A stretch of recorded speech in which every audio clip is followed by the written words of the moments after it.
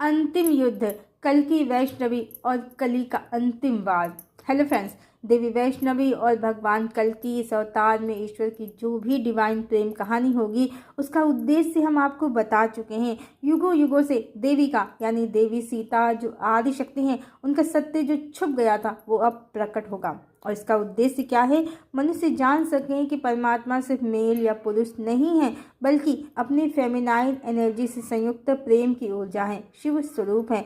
और हमने आपको ये सत्य प्रमाणों के साथ अपने चैनल पर बताया है। ये चैनल एक चैनल नहीं बल्कि चेतना की जागृति की सीढ़ी है, जिसमें अपने स्टेप बाय स्टेप परमात्मा के उस सत्य स्वरूप को आपके लिए, सबके लिए रख दिया है हमने, जो युगों युगों से मनुष्यों से दूर था, लुप्त था संसार से, चेतना लोक का द्वार बंद होने से। परमात्मा ओंकार स्वरूप ही हैं, पर वो ऐसा नहीं है कि कुछ भी नहीं है, कि उनमें विलीन होना कुछ भी नहीं होना है, बल्कि सब कुछ वो ही हैं। उनमें विलीन होना मतलब स्वयं को पा लेना, स्वयं को पा लेना, सत्य को पा लेना, परम चेतना बन जाना। अर्धनारीश्वर का अर्थ ज़्यादातर लोग समझते हैं कि न स्त्री न पुरुष नपुंसक, कोई आकर्षण विकर्षण नहीं, पर ऐसा नहीं है। अर्धनारीश्वर का अर्थ स्त्री और पुरुष की ऊर्जा का पूर्ण मिलन, पूर्ण काम, पूर्ण तृप्त जो परमात्मा है। और ये हर जीवात्मा का सत्य स्वरूप है। और शून्य तो बस इसलिए कहते हैं कि इसको पाने के बाद कुछ पाना नहीं है, कुछ शेष नहीं है। और यही हर चेतना, हर प्राणी, हर जीव, हर जीवात्मा का सत्य स्वरूप है। हर कोई यहाँ पूर्ण है, बस स्वयं के सत्य से अनभिज्ञ है। उसमें ही राधा है, उसमें ही कृष्ण है, उसमें ही शक्ति है, उसमें ही शिव है।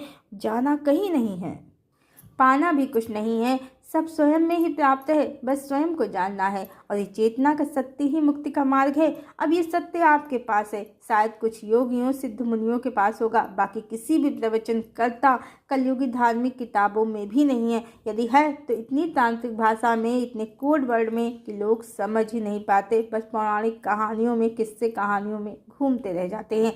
अब यहीं से असली युद्ध शुरू होता है, कल्कि और कलिदानों का, देवी वैष्णवी और कलिदानों का। सतयुग क्या है? आदि शक्ति का युग, जबकि कली का कहना है कि वो अकेले ही बॉस है सारी दुनिया का, सारा मटेरियलिस्टिक वर्ल्ड उसको चाहिए, जिसके लिए ही इस युग में, इस कलिकाल के अंत समय में सभी नेता बिजनेसमैन पागल हो गए हैं। सारे मटेरियलिस्टिक वर्ल्ड को लूट कर खा जाना चाहते हैं। नेता लोग क्या कर रहे हैं? मंदिरों तक की संपत्ति को हड़प लेना चाहते हैं, जो देश के बुरे वक्त में काम आ सकता है। उस धन को विकास के नाम पर लूट कर स्वयं की अय्यासी का पेट भरना चाहते हैं। अब आम आदमी के बाद ईश्वर पर भी नजर है, देश और दुनिया की सरकारों की।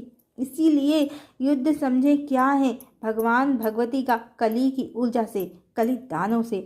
कलिदानों चाहता है लोग मटेरियलिस्टिक वर्ल्ड के पीछे पागल हो जाएं, आपस में लड़कर मर जाएं, देवता बनने के स्थान पर असुर बन जाएं। जबकि परमात्मा जो अवतरित हैं वो क्या चाहते हैं? वो चाहते हैं मनुष्यों को चेतना के रहस्य मिल जाएं, वो स्वयं की पूर्णता को पा जाएं, किसी के पीछे भागने के स्थान पर पूर्ण तृप्त हो जाएं स्वयं में।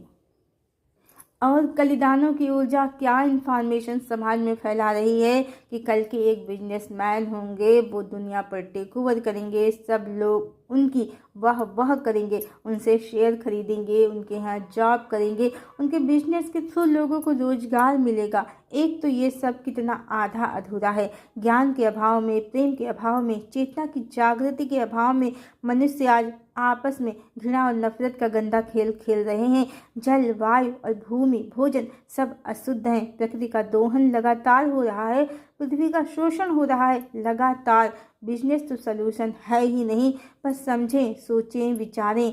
क्या जो पूर्ण परमात्मा 64 कलाओं के साथ अवतरित हुए हैं, जो धरती लोक पर सतयुग को अवतरित करने आए हैं, वो शेयर मार्केट में क्या दलाली करने आए हैं? शेयर मार्केट में दिमाग की मगजमारी करने आए हैं, या मनुष्यों और अन्य प्राणियों के लिए प्रेम की दुनिया लेकर आए हैं। ईश्वर प्रेम ही है और सतयुग आदिशक्ति का युग है, प्रेम का युग है। परमात्मा इसलिए नहीं आए हैं कि वो स्वयं को सेलिब्रिटी बनाकर सबसे तालियां बजवाएं और मनुष्यों पर रूल करें। नहीं, वो मुक्ति दाता ही हैं, मुक्ति का पथ लाए हैं, चेतना के रहस्य लाए हैं। हर चेतना, हर मनुष्य मुक्त हो, अपने स्वतंत्र अस्तित्व को प्राप्त कर सके, इसलिए वो आए हैं। गीता का उपदेश क्या है? क्या वो मुक्ति का मार्ग नहीं बताता है? जो कृष्ण ने बताया वही तो बुद्ध ने बताया और वही चैतन्य ने, पर मनुष्य भूल जाते हैं। इसलिए परमात्मा को बार बार आना पड़ता है। और अब तो कलिकाल चरम पर है ये, और चारों ओर अंधकार ही अंधकार है, मानवता कराह रही है। ऐसे में भगवान बिजनेस करके क्या करेंगे? पर सबसे ध्यान देने योग्य बात है कि ये ऊर्जा, कली की ऊर्जा उनको ही पकड़ती है जिनकी चेतना सुप्त होती है। हृदय पवित्र नहीं होता है, जिह्वा पवित्र नहीं होती है, ठोट चक्र पवित्र नहीं होता है, थर्ड आई जागृत नहीं होती है। और ऐसे लोग मनुष्यों को ऊटपटांग कहानियाँ कल्कि के नाम पर सुनाते हैं जिसमें कुछ भी स्पष्ट नहीं होता है। और भोले भाले लोग समझते हैं कि शायद कोई बड़ी ऊंची ज्ञान की बात है, इसलिए समझ नहीं आ रही है, ये कोई पहुँचे हुए महान स्त्री पुरुष हैं। पर वास्तव में हमने आपको ईश्वर चेतना का जो सत्य रहस्य बताया है वही सत्य है, और सत्य बहुत सुंदर और सरल है। संसार कठिन है, संसार कठिन है, माया दुष्कर है, पर परमात्मा सरल है। उनको पाने के लिए सच में किसी कठोर तप या सिद्धि की, बड़ी सिद्धि की आवश्यकता नहीं है, केवल एक पवित्र हृदय की आवश्यकता है। जिसका हृदय पवित्र होगा उसका ठोट चक्र स्वयं ही पवित्र हो जाता है। गंदे शब्द फिर उसकी जिह्वा पर नहीं आते हैं, इल्यूजन उसको नहीं पकड़ते हैं, उसकी थर्ड आई जागृत हो जाती है। कली उन लोगों पर वार नहीं कर सकता जिनका हृदय पवित्र होता है।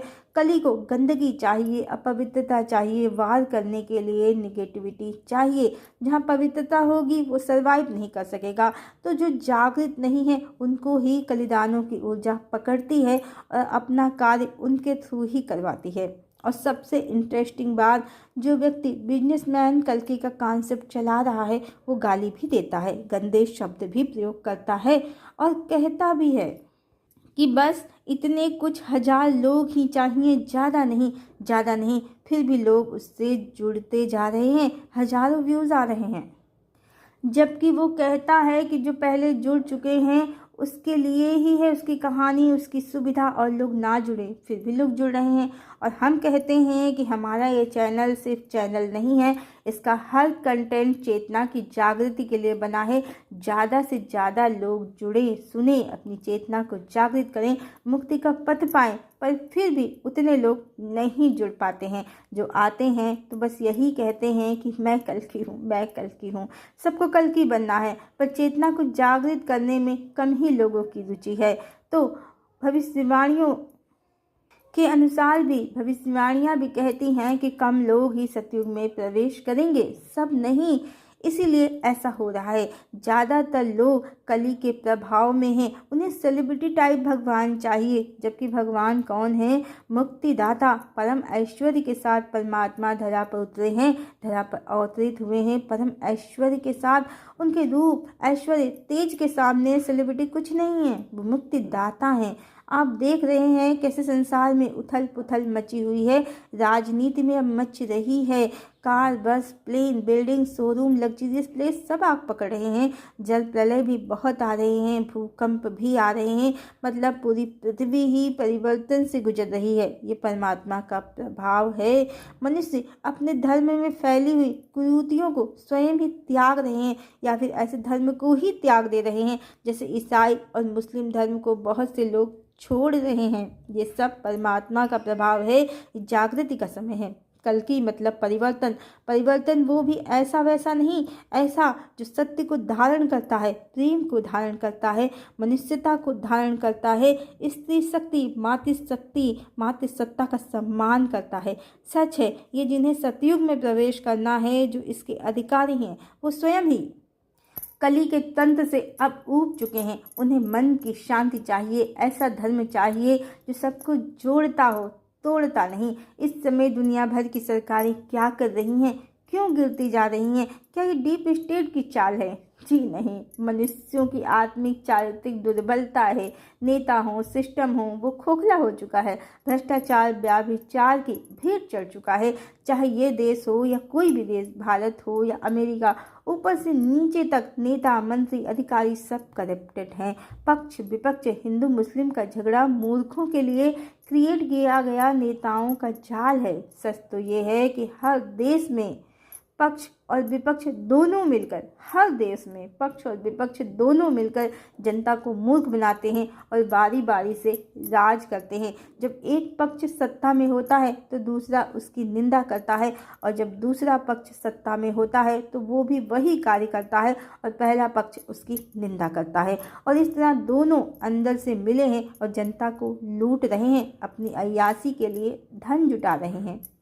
भारत में सरकार अब मंदिरों के धन को भी परियोजनाओं के लिए लेना चाहती है। 140 करोड़ हैं भारत में, उससे भी ज़्यादा टैक्स, जीएसटी सब मिलता है। सब टैक्स ना देते हों फिर भी पर उद्योगपति और धनी लोग तो अरबों खरबों के मालिक हैं। उनके रहते मंदिरों का धन सरकार को क्यों चाहिए? देश के कुल धन का 80% से भी ज़्यादा तो इनके पास है, इन उद्योगपतियों के पास है। सच तो ये है कि नेता और उद्योगपतियों की अय्याशी की भूख ही नहीं मिट रही है।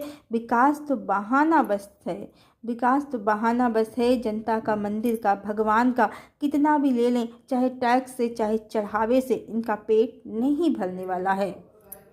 ऐसे ही रुपया नहीं गिर रहा है, समझें। यदि भारत के उद्योगपति चाहें तो चुटकी में सारा कर्ज उतर जाए भारत का, जो विश्व बैंक से है, जिसके कारण ही रुपया गिरता जा रहा है। पर नहीं, सबको अय्याशी करनी है और धन चाहिए। इसके लिए जनता को भी लूटा जा रहा है और अब भगवान को भी लूटने की तैयारी है। नाम है देश की तरक्की, देश का विकास। ऐसे ही किसी भी देश की तरक्की की आड़ में जो उसकी करेंसी डाउन होती है, उसके मूल में भ्रष्टाचार ही होता है। इस समय सारी दुनिया में अर्थव्यवस्था गिर रही है। ज़्यादातर देशों की करेंसी गिरती ही जा रही है। क्यों? क्योंकि भ्रष्टाचार की जड़ें अंदर तक समा गई हैं। डेवलपमेंट के नाम पर, विकास के नाम पर, वो भी ईंट पत्थर की परियोजनाओं के नाम पर नेता लूट कर भाग गए तो भारत तो बर्बाद ही हो जाएगा। इन्हीं के लिए संत रविदास जी ने अपनी भविष्यवाणी में कहा है, 3 ओर से होगा हमला, देश के अंदर द्रोही घपला, सभी तरफ कोहराम मचेगा, कैसे हिंदुस्तान बचेगा। नेता, मंत्री और अधिकारी जान बचाना होगा भारी। और भगवान के विषय में कहा है उन्होंने, भारत में अवतारी होगा, अति विस्मयकारी होगा, ज्ञानी और विज्ञानी होगा, जो अद्भुत सेनानी होगा। जीते जी कई बार मरेगा, छद्म में जो विचरेगा। देश बचाने के लिए होगा एक आह्वान, युग परिवर्तन के लिए चले प्रबल तूफान। तो ये सारे सर्कमस्टेंसेस इसी समय के लिए कहे गए हैं। और जो लोग दज्जाल का शांति समझौता ढूंढ रहे हैं, तो वो भी अब हो गया है। नया शांति बिल जो भारत अमेरिका परमाणु समझौता, उसके लिए किए गए बदलाव के साथ है। वो देश में परमाणु से बिजली उत्पादन के प्राइवेट कंपनियों के लिए किया गया बिल है, जो प्राइवेट कंपनियों को छूट देता है परमाणु से बिजली बनाने की, परमाणु ऊर्जा से बिजली बनाने की। और अब सरकार होने वाली दुर्घटनाओं, इसके कारण यदि इसमें विकिरण हो तो अब जिम्मेदार नहीं होगी। यानी ये सीधे सीधे एक मौत का फरमान है भारत के विश्व गुरु बनने, विकसित भारत बनने के नाम पर। और देशों में इसके खतरे को ध्यान में रखकर इसे बंद किया जा रहा है, जबकि भारत ने अमेरिका को खुश करने के लिए ये बिल पास कर दिया है। और शांति बिल समझौते का अर्थ, शांति बिल समझौते बिल का अर्थ जो है वो शांति नहीं है। ये तो बिल का शॉर्ट फॉर्म है। इसका नाम है sustainable harnessing and advancement of nuclear energy for transforming India. ये कितना खतरनाक है, इसके क्या खतरे हैं, इससे रिलेटेड वीडियो हमने डिस्क्रिप्शन बॉक्स में डाल दिया है, आप देख सकते हैं। यही तो दज्जाल की चाल है, यही उसकी एक्टिविटी है, कुछ और नहीं। जो दिखता है वो है ही नहीं, दिखता है आकर्षण, चमक, डेवलपमेंट, जबकि ये खतरनाक है, ये दुश्मन है मनुष्यता का।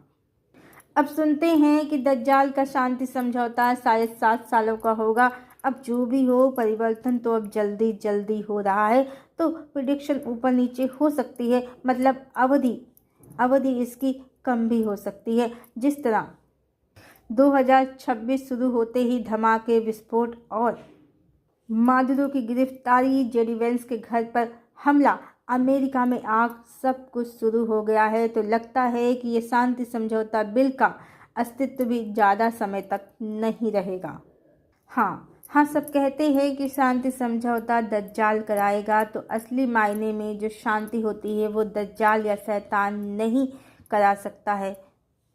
न कोई ऐसा समझौता ही, ये नकली शांति समझौता है, और ये वही है जो ये शांति समझौता बिल है। दिखता है शांति पर है मौत का फरमान, कल ये अपना अंतिम युद्ध खेल रहा है। कभी विकास का रूप धारण कर लेता है, कभी बिजनेसमैन का, कभी नेता का। पर रविदास जी की भविष्यवाणी तो कहती है कि संत राज होने वाला है, ना कि व्यापारी राज। मनुष्य का जीवन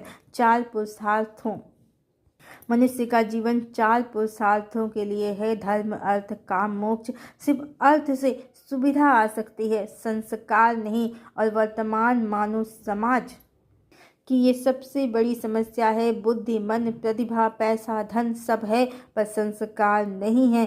तो परमात्मा का युद्ध, कल की वैष्णवी जो परम चेतना सत्युग के निर्माण के लिए धरा पर अवतरित हुई हैं, उनका उद्देश्य, परमात्मा का उद्देश्य कली को समाप्त करना है, असुरों का, उनकी आसुरी बुद्धि का अंत करना है, मनुष्यों की चेतनाओं को जागृत करना है, उन्हें चेतना के सत्य से मिलाना है, और वर्तमान कली के तंत्र को उखाड़ फेंकना है। कली के तंत्र से मनुष्यों को मुक्ति दिलानी है। 2 काम अवतार के हैं, मनुष्यों की चेतना को जागृत करना, उनके सत्य स्वरूप से उनको मिलाना, आदिशक्ति की महिमा को जगत में पुनः स्थापित करना, साथ ही वर्तमान शासन व्यवस्था, भोगवादी कली के तंत्र को मूल सहित उखाड़ फेंकना, और सज्जन लोगों के हाथों में दुनिया का भविष्य सुरक्षित करना। और ये अंतिम युद्ध ही चल रहा है भगवान का कलिदानों से। इसीलिए जल, प्रलय, भूकंप, अग्नि के तांडव सब उठ रहे हैं, मच रहे हैं। ये इस युग के अंत का समय है, और भगवान का कलिदानों से अंतिम युद्ध चल रहा है, जिसके बाद धरा पर सतयुग अवतरित होगा ही, जो 1001% निश्चित है। हरिओम।